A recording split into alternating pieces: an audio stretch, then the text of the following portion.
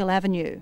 It actually happened outside in the Smart Street Mall, and our information is that the deceased has just asked for a cigarette, and then the altercations occurred from there. Police today charged a 37-year-old with the assault and are seeking information about the second man. And Cannington detectives say they've broken a major burglary ring run by members of a street gang. 11 people have been charged with committing 80 offences over 2 months. Some of the information we have is that some of the members are linked to what's known as the Sword Boy group and resident of this district. Police will allege $100,000 in stolen property was exchanged for drugs. Sue Short, ABC News. The Attorney-General has called for a report on the case of a man who was killed in a traffic accident caused by the careless driving of another motorist. The victim's family says that the motorist received only a fine and that they haven't been given justice.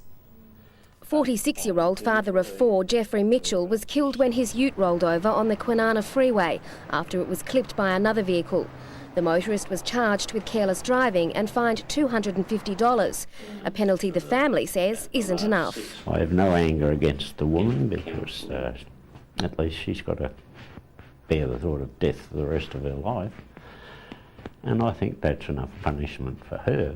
But I would like to see justice done. The Mitchell family has other concerns about WA's legal system. They had to find out for themselves when the matter was going to court. And although they went along, the motorist wasn't required to attend.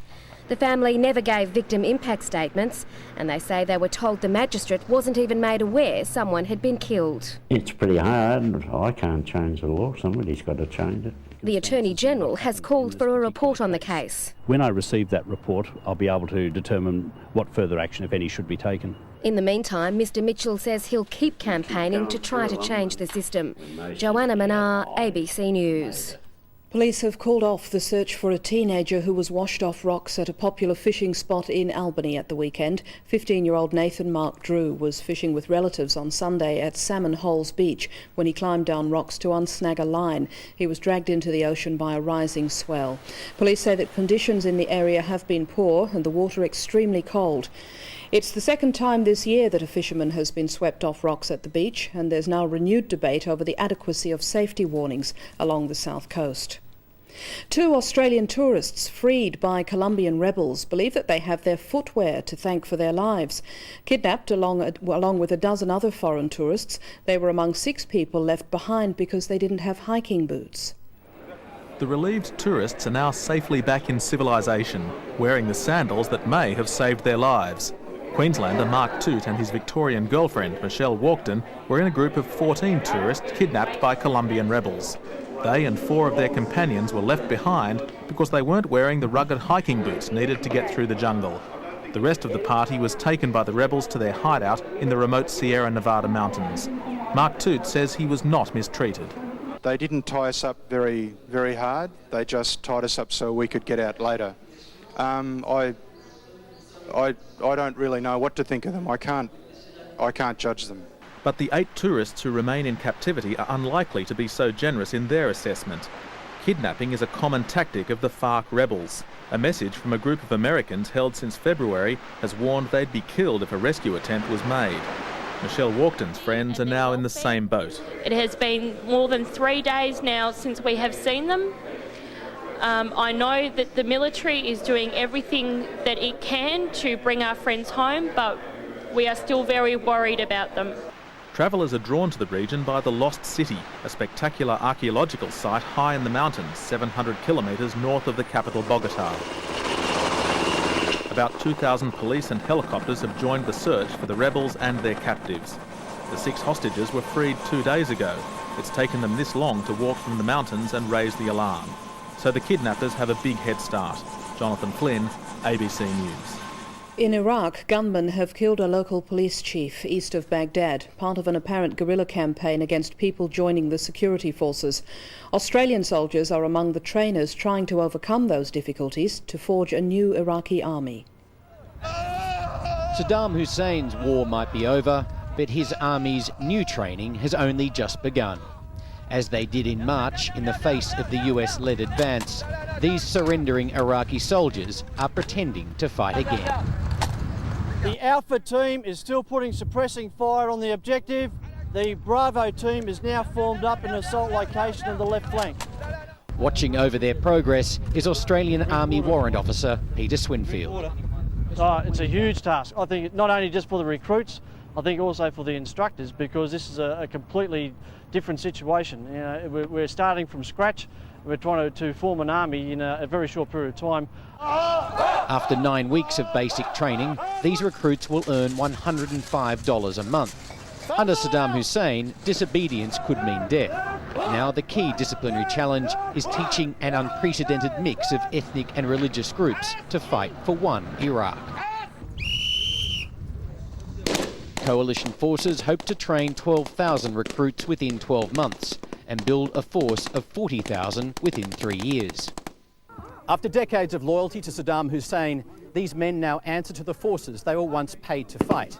But more than that, at a time of growing hostility to the US-led occupation, they have pledged their loyalty to defending the coalition's ambition for Iraq. It's a dangerous future, and these men know it. I expect to face attacks from terrorists because we cooperate with coalition forces, but I consider this to be motivation to defend my country and to build a new Iraq. But all here in Kirkuk are looking forward to a time when Iraq's new army learns to fight for itself. Jeff Thompson, ABC News, Kirkuk. Back home now, and the brother of a missionary murdered by religious extremists in India 4 years ago says that he doesn't want the death penalty for those found responsible. Graham Staines and his 2 young sons were sleeping in their jeep when it was set alight outside a small village. Graham Staines had been working as a Baptist missionary in India since 1965, but his gifts of food and clothing to the poor and diseased brought condemnation from extreme Hindus, who accused him of bribing people into Christianity. It culminated in an attack in 1999 on the 58-year-old's Jeep, where he and his young sons Philip and Timothy were burned to death. 13 men have been convicted of their murders and could face the death penalty, something Graham's widow Gladys and his brother, also a Baptist, are against. Gladys has forgiven them and we have forgiven them for what they did. Mr. Staines says he also fears reprisals against the small Christian community if the extremists are sentenced to death. The militant Hindus, they want to make sure that there are no Christians at all in India. If there was a death sentence imposed, it could possibly stir up problems. He says despite the trauma, Gladys Staines has vowed to continue missionary work, and her 17-year-old daughter Esther plans to become a doctor in India. The sentence for the 13 men will be delivered next Monday. Matt Wordsworth, ABC News. Now today's news in business. Here's Tom Badley. Perth-based iiNet has become Australia's 5th biggest internet service provider after a $70 million merger with Trans-Tasman group iHug. The deal comes almost 10 years after iiNet boss Michael Malone began the business from a backyard shed in Perth's northern suburbs. iiNet now has well over 100 employees and a customer base of 130,000. iHug has 170,000 customers in New Zealand and on the east coast of Australia. This deal effectively doubles iiNet on all measures in terms of size and reach, gives us a great geographic spread. We'll end up about 1/3 of our business here in WA, 1/3 in New Zealand, 1/3 on the east coast. Meanwhile, ownership of gardening group Yates may not be going overseas after all, with Australian chemicals giant Orica today offering $45 million for the business. Last month, Yates announced that American company Scott's would buy the business for $41 million. The new boss of Goundry Wines says the state's winemakers need to come together and promote WA as a unique region for quality wines if the local industry is to remain profitable and grow. Richard Hannon became chief executive of Goundry after former radio magnate Jack Bendat sold the Mount Barker winery to Canadian company Vincor almost a year ago for $60 million. Mr Hannon told an Institute of Company Directors luncheon today WA wines were a well-kept secret, too well kept, and the industry needed to better promote itself overseas as being different. It's critical in today's very competitive market with oversupply being an issue around the world. It's critical to maintain price point and maintain our premium image of WA. We've got to tell that very story about ourselves. In other industry news, Andrew Moore has resigned as Managing Director of Xanadu Wines. His resignation comes just days after Xanadu reported a $6 million loss for the full year. On the share market, shipbuilder Austal closed a little lower despite a $28 million contract to supply 2 passenger ferries to a Hong Kong operator. Brambles was up on speculation that Wesfarmers was looking at the Global Logistics Group as a possible takeover target.